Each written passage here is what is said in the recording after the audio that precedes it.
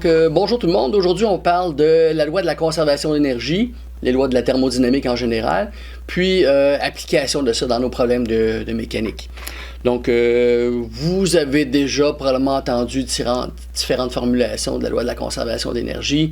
Probablement la version un peu touriste, rien ne se perd, rien ne se crée, tout se transforme. Applicable aussi des fois à la loi de la conservation de la masse. Donc, on va revoir une formulation un petit peu moins touriste là, dans ce cas-là. Donc, il existe des lois de la thermodynamique qui sont nées à l'ère industrielle, au moment où les gens commençaient à utiliser des machines à vapeur pour se mouvoir puis alimenter leurs machines. Principe 0, 1, 2, 3, okay? C'est que 1, 2, 3 avait été établi et finalement 0, c'était nécessaire pour que le reste fonctionne, donc ils l'ont rajouté après, mais c'était une condition nécessaire à tout le reste. Donc on regarde ça, bon cours tout le monde, bouteille au sol. Principe 0, ça vous l'avez vu en 4e secondaire, en sciences, donc si deux systèmes sont en équilibre thermique, ils ont la même température. Donc vous avez probablement fait des problèmes où, mettons, un bloc de métal chaud était déposé dans un bécher ou un contenant de l'eau plus fraîche et à l'équilibre, on voulait savoir justement quelle était la température finale. Donc la chaleur passait du métal chaud à l'eau jusqu'au moment où ils aient la même température. Donc c'est le genre de principe qui était utilisé pour résoudre ce problème-là. Ça ne nous servira pas, mais c'est quand même bon de le connaître à ce moment-là. Question intéressante à se poser. Okay. J'ai un bloc de cuivre ici à la température de la pièce. Ma table ici, mon bureau est à la température de la pièce. Et pourtant, quand je touche à mon bloc ici, ben, il y a une sensation de froid que je n'obtiens pas quand je touche à ma table ici dans ce cas-là. Et pourtant, les deux sont à la même température. Donc, pourquoi cette sensation-là? C'est que justement, moi j'ai une température plus élevée que ces deux objets-là, mais le métal ici est un meilleur conducteur de chaleur, donc ma chaleur va migrer plus efficacement de mon corps au métal, donc perte de chaleur au niveau de ma main, alors que le bois c'est un meilleur isolant, je vous dirais, donc moins de perte de chaleur à ce moment-là, même si les deux ont la même température au départ. Principe numéro 1, donc ce qui va remplacer le rien ne se perd, rien ne se crée, ok? Meilleur principe que je veux vous entendre penser, que je veux vous entendre dire aussitôt que vous parlez d'énergie. Donc, l'énergie totale d'un système isolé reste constante. Qu'est-ce que c'est un système isolé? Donc, c'est un système qui n'a aucun échange de matière et d'énergie avec l'extérieur. Bon, c'est un principe très théorique parce qu'un système isolé, c'est plutôt rare. Le plus proche qu'on peut avoir, ça serait peut-être une bouteille thermos, dans le sens que c'est étanche, la soupe, le ragoût n'en sort pas, et en principe, la chaleur qui a été mise dedans ben, reste dedans à ce moment-là. Question intéressante à se poser, est-ce que la Terre est un système isolé? Température moyenne à peu près constante, à l'entour de 15 degrés Celsius, là, mis à part les changements climatiques là, causés par les humains. Bon, il y a des fluctuations jour-nuit pendant les saisons, mais en moyenne, c'est à peu près toujours la même température. Donc, la réponse à ça, c'est non, la Terre n'est pas un système isolé. On reçoit constamment de l'énergie du Soleil et particulièrement la nuit, mais tout le temps, on en dégage aussi dans l'espace. Donc, on n'est pas un système isolé. C'est un équilibre dynamique. On en reçoit autant qu'on en perd dans l'espace. Donc, c'est pour ça qu'on peut garder un équilibre. Si la concentration de méthane et de gaz carbonique devient trop élevée, ben là, à ce moment-là, on en garde un petit peu trop avant de la relâcher. Donc, c'est pour ça que ça fait augmenter la température. Mais grossièrement, c'est à peu près constant, mais équilibre dynamique et non pas un système isolé. C'est ce qui va nous permettre de résoudre le plus de problèmes. Okay? Je vais tout de suite avec ça ici. Okay, donc ça ici, c'est un berceau de Newton, gadget de physique assez connu. Okay? Donc, si je prends la petite bille ici et je l'amène plus haut, donc le fait qu'elle soit plus haute que les autres, ben, elle va avoir plus d'énergie potentielle. Si je la relâche à ce moment-là, ben, l'énergie potentielle, en tombant, l'énergie va se convertir en énergie cinétique. Il va avoir, bon, collision élastique à ce moment-là, donc énergie potentielle élastique là, qui va se transmettre d'une bille à l'autre et l'autre bille devrait remonter, donc accumuler elle aussi l'énergie potentielle. Donc c'est vraiment une machine à transformer l'énergie. Et si c'était un système isolé, ben ça devrait toujours fonctionner comme ça. Ben là, voyez-vous, on entend les billes qui s'entrechoquent, donc il y a une perte d'énergie pour faire ce bruit-là. Les billes doivent déplacer de l'air, donc il y a un petit peu de perte. Ça va nous ramener à l'autre principe. Un très bon exemple de système qui transforme l'énergie d'une forme à l'autre. Ce sont des yo-yo. Le yo-yo qui est en haut a de l'énergie potentielle, on le laisse tomber, il gagne de la vitesse, ça obtient de l'énergie cinétique, la corde s'enroule, on perd de la vitesse et ça remonte et ça redevient de l'énergie potentielle. Il faut toujours donner un petit élan pour enlever les pertes, mais c'est un très bon exemple de système qui va changer l'énergie. Un autre système qui est très efficace pour l'énergie, c'est les pendules. Okay? Un petit peu comme les berceaux de Newton. Okay, voyez-vous ici, mon pendule, si je l'amène plus haut que son point d'équilibre, il y a de l'énergie potentielle. Et si je le laisse aller, à ce moment-là, au point le plus bas, ça va être énergie cinétique. Et ça remonte de l'autre côté, donc énergie potentielle, et ça se transfère comme ça ici. Système d'assez haute qualité, là, bon, bien sûr, c'est ma main qui tient ça, là, mais il y a très peu de perte d'énergie, puis un rythme très constant. Donc c'est pour ça qu'on s'en sert dans les horloges, entre autres. Donc, juste pour vous montrer comment j'ai confiance en la loi de la conservation de l'énergie, je vais risquer ma vie au nom de la physique. Donc, j'ai installé un pendule sous ma galerie ici. Okay? Une masse de 5 kg, c'est un contrepoids de télescope. Okay? Et voyez-vous, je l'amène à mon nez ici. Fait que je donne juste l'énergie potentielle. En principe, il ne devrait pas se créer plus d'énergie en cours de route, donc il ne devrait pas remonter plus haut que ça. Fait que si je reste là, à ce moment-là, je devrais être en sécurité. Fait que, on y va.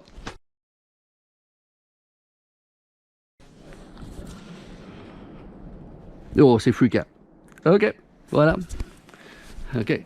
Par contre, le prochain problème, ça va être un petit peu en lien avec ça, là. Si je lui donnais un petit élan, donc en lui donnant un élan au départ, j'ai de l'énergie cinétique plus potentielle. Donc à ce moment-là, en revenant, ben tout va se convertir en potentiel et ça devrait remonter plus haut à ce moment-là. Donc il ne faut pas que je reste à cette place-là. Petit élan ici et il faut vraiment que je me tasse pour ne pas le manger d'en face.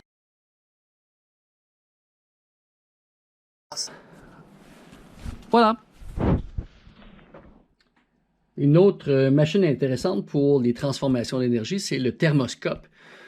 C'est l'ancêtre du thermomètre. Ça permet de voir une différence de température, mais sans nécessairement afficher la température. Donc, finalement, voyez-vous, on va utiliser la chaleur de ma main. Ce qui va se passer ici, voyez-vous, la chaleur de ma main fait augmenter le mouvement moléculaire du gaz dans le bulbe du bas, ici dans ce cas-là. Donc, ça augmente la pression. La pression augmente et fait refouler le liquide dans la petite tige et ça augmente vers le haut. Donc, ça donne de l'énergie potentielle au liquide ici dans ce cas-là. Et si je le redépose, voyez-vous, tranquillement, je peux aider un petit peu le processus. Pesez ici, voyez-vous. Okay. Donc, énergie thermique qui devient énergie cinétique moléculaire pour le gaz, ça augmente la pression et ça se transforme en énergie potentielle pour le liquide qui va se ramasser en haut. Donc, beau petit jouet. J'ai ici un autre système qui permet la transformation d'énergie. Donc, ce que je vais avoir ici, là, il y a un ressort. Donc, j'accumule de l'énergie potentielle élastique. Voilà. Et ça va se transformer en énergie cinétique. Peut-être pas.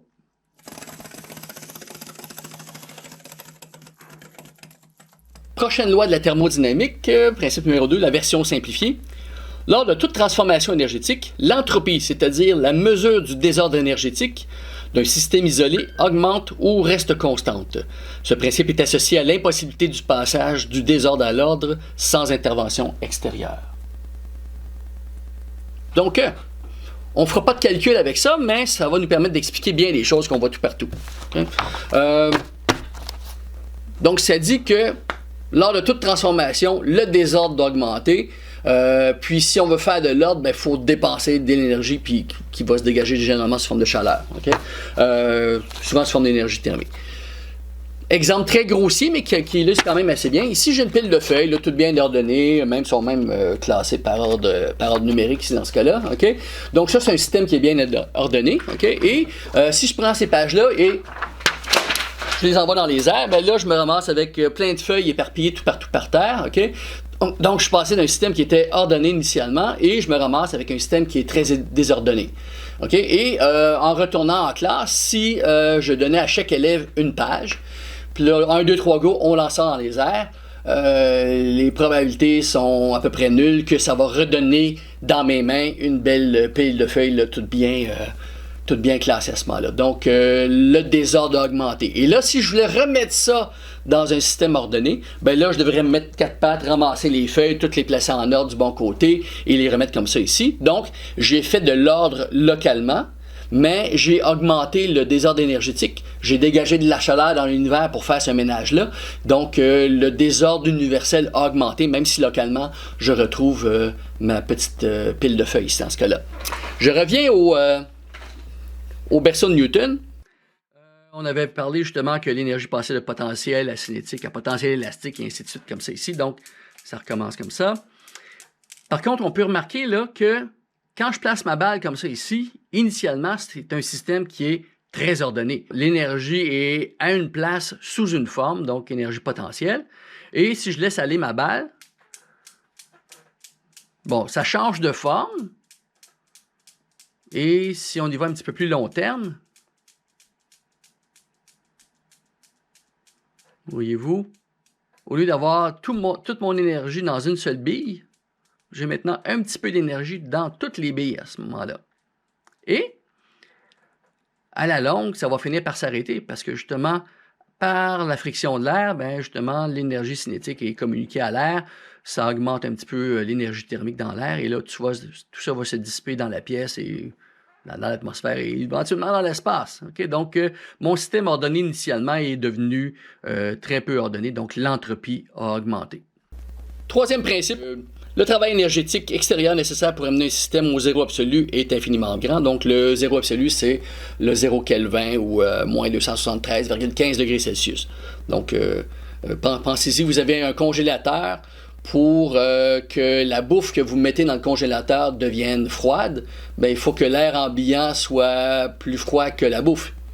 Donc, à ce moment-là, si je veux amener ma bouffe à 0 Kelvin, ben, à ce moment-là, il doit y avoir un milieu extérieur plus froid que 0 Kelvin. Donc, c'est très grossi ce que je dis ici, mais ça vous donne un petit peu l'idée. Donc, il faudrait faire un travail mécanique infini pour amener la température à 0 Kelvin. Et on est rendu dans l'ordre du micro-Kelvin, mais jamais 0 ici, dans ce cas-là. Donc, pour votre culture, mais on s'en servira pas. Donc, c'est vraiment principe 1 et principe 2 qui vont nous servir pour nos calculs particulièrement.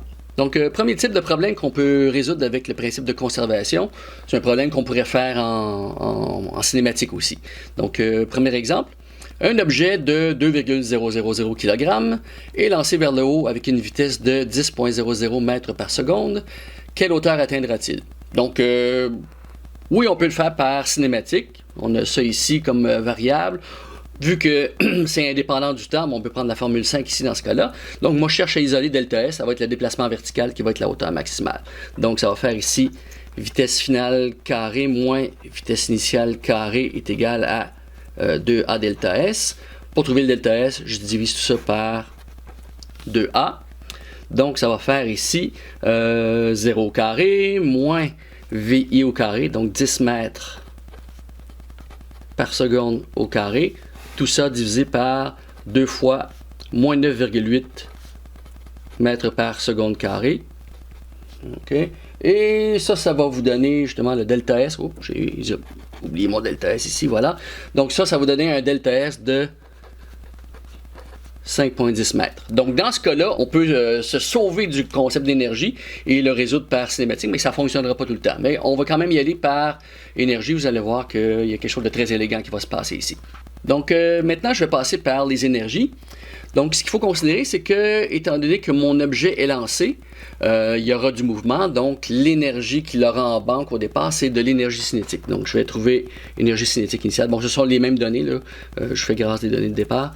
Donc, énergie cinétique initiale, c'est 1/2 mv au carré. Donc, ça va faire ici 1/2 fois 2 kg fois vitesse au carré. Donc, 1/2 fois 2, ça donne 1. 10 au carré, ça donne 100. Donc, tout ça, ça va faire énergie cinétique de 100 joules. Quand mon objet va monter, ben, rendu au point le plus haut par principe de conservation, on peut assumer que c'est un système isolé dans ce cas-là, donc toute l'énergie que j'ai en banque va se conserver, sauf que la forme va changer. Je vais perdre la vitesse, je vais perdre mon énergie cinétique. Par contre, en gagnant de l'altitude, je vais gagner de l'énergie potentielle. Donc, mon énergie potentielle à la fin, ça sera 100 joules aussi, donc énergie potentielle finale. Donc, je sais que énergie potentielle finale, c'est mgh. Donc, moi, je veux trouver h. Donc, ça va faire ici, hauteur va être égale à énergie potentielle finale divisé par mg. Donc, 100 joules divisé par 2 kg divisé par 9,8 newton par kilogramme. Vous remarquerez ici, là, le G, je le mets positif. On a fait un travail positif là, pour accumuler de l'énergie potentielle. Donc, encore une fois, je vous fais grâce du calcul, mais ça donne 5,10 mètres. Donc, exactement la même chose qu'on avait obtenu par cinématique. Sous cette forme-là, c'est pas tellement plus rapide que par cinématique, mais il y a quand même une autre passe qu'on peut faire avec ça. Donc, l'autre petit truc que je vais faire ici, ça s'applique uniquement si au départ il y a une seule forme d'énergie, dans ce cas-là énergie cinétique, et qu'à la fin il y a une seule forme d'énergie aussi, énergie potentielle. Exemple, un avion qui vole, ce truc-là ne fonctionnerait pas parce que l'avion qui vole a de l'altitude, donc énergie potentielle, il y a de la vitesse, donc énergie cinétique, donc c'est un mélange de deux formes qu'il va avoir, donc ça ne fonctionnerait pas. Mais s'il y a une forme au début, une forme à la fin, ça fonctionne. Donc, ce que j'ai comme principe, c'est que initialement, j'ai de l'énergie cinétique, ça se convertit en énergie potentielle à la fin. Et donc, je vais avoir ici une demi mv carré est égal à mgh. Et je ne sais pas si vous voyez ici, mais la masse est une variable des deux côtés, donc je peux l'éliminer. Et d'ailleurs, quand on l'avait fait par cinématique, la résolution était indépendante de la masse, donc ça devrait l'être ici aussi. Donc, je me ramasse ici avec une demi v carré est égal à GH. Moi, je vais trouver la hauteur que je vais avoir au maximum dans ce cas-là. Donc, je divise les deux côtés par G. Donc, ça va faire ici, hauteur est égale à une demi V carré, donc 10 mètres par seconde au carré, divisé par G, 9,8 mètres par seconde carré, ou 9,8 newton par kilogramme. Et je ne le calcule même pas, je vous garantis que ça donne la même chose, 5,10 mètres. Donc, voyez-vous, dans ce cas-là, il y a économie là, de temps et de résolution. C'est plus rapide que la méthode cinématique ou même la méthode de calcul des énergies. Donc, très efficace. Donc ici, j'ai une situation similaire au pendule que j'avais installé dehors là, quand j'ai risqué ma vie pour vous. Donc, on a un pendule. Relativement à sa position d'équilibre, ici, j'ai 0,250 mètres. Puis, il ne part pas du repos. On lui donne un élan. Donc, la vitesse initiale, c'est 1,171 mètres par seconde. Donc, ça veut dire qu'initialement, mon pendule aura en banque deux formes d'énergie. Et il y aura de l'énergie cinétique à cause de sa vitesse, il y aura de l'énergie potentielle gravitationnelle à cause de sa hauteur. Donc, l'énergie totale que j'ai en banque pour le restant du problème, c'est la somme des deux. Donc, ce qui va se produire, c'est que le pendule va descendre. Donc, tout ce qu'il avait en banque ici va se convertir au point le plus bas ici uniquement en énergie cinétique. Donc, vous êtes capable de trouver la vitesse maximale qu'on va avoir au bas du plan. Pas au bas du plan, mais au bas de la course ici dans ce cas-là. Et en passant, je peux pas... Là, je pourrais absolument pas faire ça en cinématique, étant donné que, oui, ça ressemble à un plan incliné, mais l'inclinaison change tout le temps en cours de route. Donc, ma force parallèle aurait une valeur différente à chaque millième de millimètre. Okay? Donc, je ne peux pas travailler avec ça. Donc, je dois absolument travailler par énergie. Donc, énergie totale en banque, cinétique plus potentiel, va se convertir en cinétique ici. Trouver la vitesse associée à ça. Et ensuite de ça, moi, je veux savoir, rendu à la droite ici, quelle hauteur maximale il va rejoindre. Donc, ça veut dire que toute l'énergie que j'ai en banque ici va se convertir en énergie potentielle. Trouvez-moi la hauteur maximale. Et étant donné qu'il y a un élan ici, ben, je m'attends déjà en partant que ça sera plus haut que le 25 cm que j'ai ici. Fait que prenez une pause, essayez ça, on s'en reparle dans quelques minutes.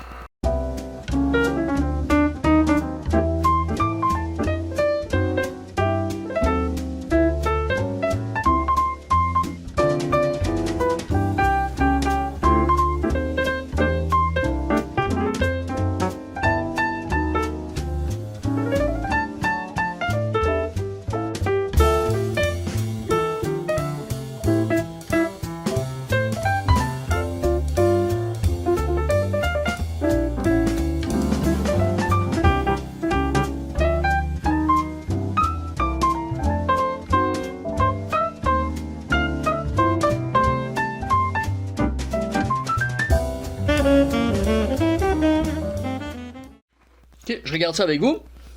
Donc, tout d'abord, je vais calculer l'énergie potentielle initiale que j'ai ici. Donc, je vais commencer.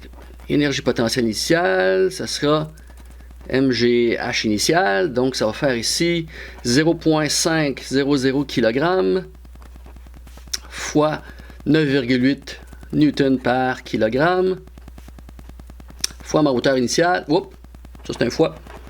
Fois 0,250 mètres.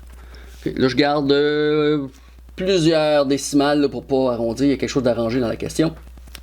Donc, ça va me faire ici 1,225 joules.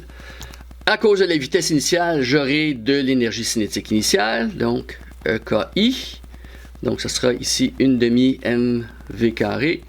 Donc, 1 demi fois 0,500 kg fois le carré de ma vitesse, donc 1,171 mètres par seconde, tout ça au carré.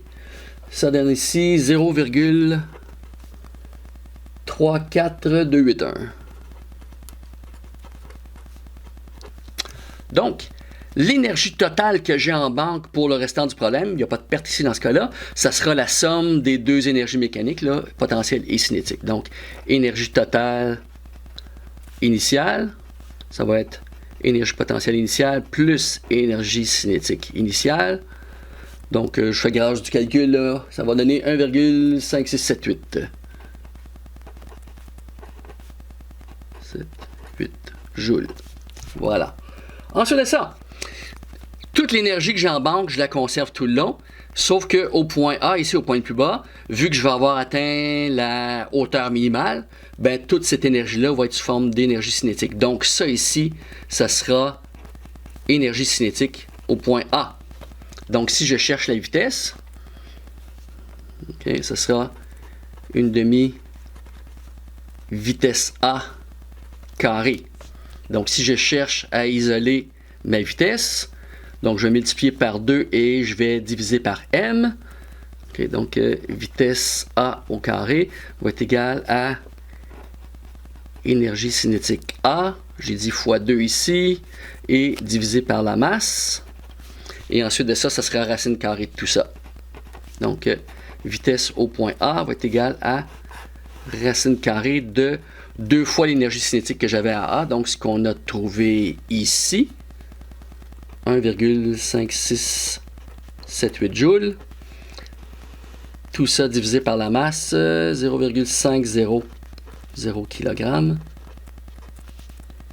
Et ce qui va vous donner une vitesse au point le plus bas de 2,50 mètres par seconde. Donc ça, c'est ma vitesse au point A. Voilà. OK. Ensuite de ça, l'énergie que j'ai en banque dans mon problème, rendue ici, ça va tout se convertir en énergie potentielle parce qu'à hauteur maximale, j'aurai plus de vitesse à ce moment-là. Donc, ça va être seulement pour accumuler de la hauteur. Donc, tout ça va devenir de l'énergie potentielle au point B. Donc, énergie potentielle au point B va être égale à 1,5678 joules. Okay. Et je sais que l'énergie potentielle, c'est MGH.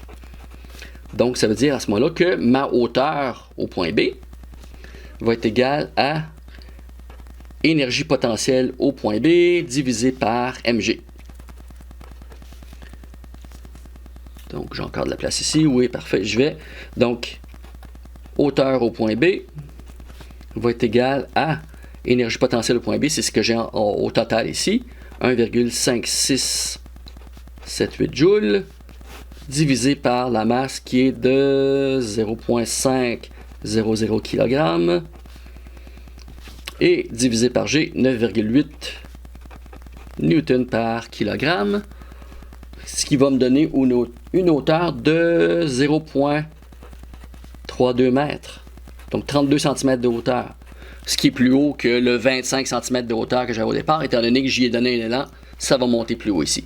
Donc, comme quand je l'ai fait avec le pendule à l'extérieur, quand j'avais donné une poussée, il fallait que je me recule pour ne pas recevoir le pendule au visage, parce que c'était pour monter plus haut que la hauteur initiale. Voilà. Donc, prochain problème. Quelqu'un en skateboard, sa masse avec sa planche, c'est 75 kg. Il fait un frontside air en haut de la rampe, ok? Et au sommet de sa figure, il n'est pas immobile, là. Il voyage encore latéralement, donc il y a une vitesse. Donc, sa vitesse initiale au point le plus haut, là, c'est 2 mètres par seconde. Et la hauteur à ce point-là, ben, c'est 2,5 mètres par rapport au point le plus bas. Donc, il va retomber sur la rampe et il va se ramasser là, sur la partie horizontale de la rampe. Donc, si on assume que toute l'énergie qu'il y avait dans les airs est conservée, je voudrais que vous trouviez la vitesse finale qu'il va avoir à ce point-là. Essayez, s'il vous plaît.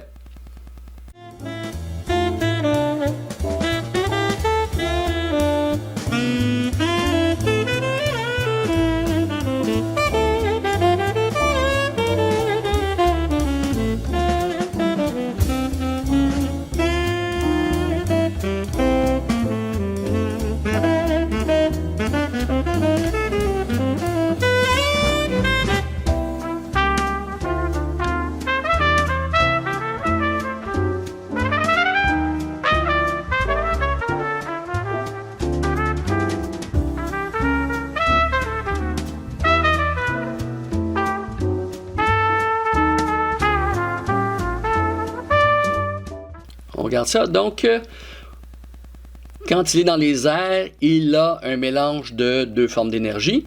Il a de l'énergie cinétique à cause de sa vitesse et de l'énergie potentielle à cause de sa hauteur. Donc, si je calcule son énergie cinétique, une demi-mv carré avec la vitesse initiale, donc une demi fois 75 kg fois le carré de 2 mètres par seconde, il a 150 joules. Énergie potentielle initiale à cause de sa hauteur, MGH, donc 75 kg fois 9,8 Newton par kg, fois sa hauteur, 2,5 mètres, ça vous donne énergie potentielle de 1837,5 joules. Donc, ce qu'il a en banque, l'énergie totale mécanique, c'est la somme des deux, énergie cinétique plus énergie potentielle, donc 1987,5 joules. Et cette énergie totale-là va se convertir complètement en énergie cinétique rendue au point le plus bas de la rampe parce qu'il n'y a plus de hauteur à ce moment-là. Donc, toute l'énergie totale initiale va devenir de l'énergie cinétique finale. Donc, j'isole la vitesse dans énergie cinétique finale et ça me donne 7,28 mètres par seconde. Un petit peu la même chose que le pendule précédemment. Une belle situation, on trouve une application de la loi de la conservation de l'énergie, c'est dans les montagnes russes. Généralement, on donne beaucoup d'énergie potentielle là, avec un mécanisme pour monter les chariots jusqu'en haut d'une côte très élevée. Et là, le chariot va descendre la côte, donc transfert vers de l'énergie cinétique et ça va remonter une côte de l'autre côté, généralement plus basse parce qu'on est conscient qu'il y aura des pertes en cours de route, donc on ne pourra pas remonter exactement à la même hauteur, donc on va toujours un petit peu plus bas, quitte à avoir un autre mécanisme pour remonter si jamais on voulait remonter avant la fin du parcours. Donc, problème où on applique ça ici. Donc, dans la situation suivante, quelle quantité d'énergie a été perdue par friction? Okay. Et si la distance parcourue par le chariot entre le point A et le point B est de 250 mètres, quelle est la grandeur de la force de friction? Donc, on a la masse du chariot, on a la vitesse initiale au sommet de la côte, on assume que c'est 0 dans ce cas-là, et il y a une hauteur de 50 mètres. Donc, initialement, uniquement d'énergie potentielle en banque. Le chariot va descendre la côte et remonter jusqu'au point B. Donc, il y a une hauteur de 20 mètres cette fois-ci, donc un petit peu moins d'énergie potentielle qu'au départ, mais il lui reste quand même de la vitesse là, à ce point-là, donc 2 mètres par seconde, ce qui va lui donner de l'énergie cinétique. Donc, je donne un petit indice, là, mais je vous laisse essayer. Pour savoir ce qui a été perdu en cours de route, bien, on regarde l'énergie totale que j'ai en banque au départ, l'énergie totale que j'ai en banque à la fin, et si c'est pas la même chose, c'est qu'il y a eu une perte en cours de route. Et vous connaissez la formule pour faire un travail contre la force de frottement. Donc, si vous connaissez l'énergie thermique perdue, vous connaissez le déplacement, à ce moment-là, vous êtes capable de trouver la force de friction. Essayez ça, s'il vous plaît.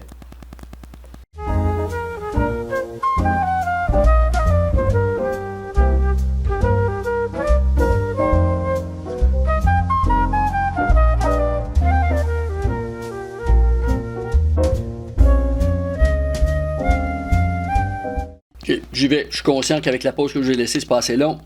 Vous faites une pause encore si vous voulez. Donc, j'y vais avec ça. Donc, au départ en banque, énergie potentielle initiale. Donc, ça va faire ici MGH. Donc, masse de... On avait quoi donc? 300 kg fois 9,8 Newton par kilogramme fois la hauteur de départ, 50 mètres. Donc, ce qui lui donne l'énergie potentielle initiale de 147 000 joules. Voilà. Énergie cinétique initiale, il n'y en a pas. OK? Donc, ça aussi, ça correspond à mon énergie totale initiale à ce moment-là. Parce que la seule forme d'énergie que j'avais en banque, c'est une énergie potentielle initiale. Donc, ça, c'est ce que j'ai en banque pour faire tout le restant du problème. Maintenant, je peux trouver ce qui se passe à la fin. Je peux trouver l'énergie potentielle finale. MGH, là, je fais grâce du calcul, j'imagine que vous l'avez fait. Donc, 300 kg fois 9,8 fois 20 mètres dans ce cas-là. Donc, ce qui va donner ici 58 800 joules. Ça, c'est final. Énergie cinétique finale. 1/2 MV carré. Donc, 1/2 fois 300 kg fois le carré de 2 mètres par seconde, ce qui va donner une énergie cinétique finale de 600 joules. Voilà. Donc, en banque, à la fin, je vais avoir la somme de mon énergie potentielle finale et énergie cinétique finale. Donc, énergie totale finale, ce sera EP final plus EK final. Donc, 58 800 plus 600, ce qui vous donne 59 400 joules. Donc, au départ, j'avais en banque 147 000 joules. À la fin, j'en ai seulement 59 400. Si j'avais vraiment conservé toute mon énergie, je devrais retrouver ça à la fin. Donc, le fait que j'ai seulement ça, j'en ai perdu en cours de route. Donc, énergie perdue, qui va être, j'aurais pu marquer aussi énergie thermique, là, finalement. OK? Ça sera énergie totale initiale moins énergie totale finale. J'aurais pu faire finale moins initiale et j'aurais eu un travail négatif. Le travail négatif veut dire que c'est une perte, là. On se comprend, là. Le nombre va être positif ici pour dire que c'est une perte. Ou si vous avez fait finale moins initiale, le négatif obtenu signifie la perte. Donc, on aurait ici 147 000 joules moins 59 400 joules. Donc, j'ai perdu 87 600 joules. OK? Ça, c'était pour la question A. Question B. On sait qu'il y a un déplacement de 250 mètres entre les deux. On s'entend, là, ça change toujours de direction, donc le vecteur de déplacement est toujours variant là, comme direction, sauf que, voyez-vous, quand mon déplacement pointe par là, ben, ma force de friction va dans le sens opposé, donc les deux sont toujours antiparallèles ici dans ce cas-là, donc il n'y a pas de cos θ à rentrer dans ce cas-là, donc 250 mètres ici dans ce cas-là. Je sais que mon travail thermique, c'est ma perte ici dans ce cas-là, donc moins 87 600 joules, vous allez voir pourquoi je mets le moins, puis si vous l'avez pas mis, c'est pas tellement grave, là.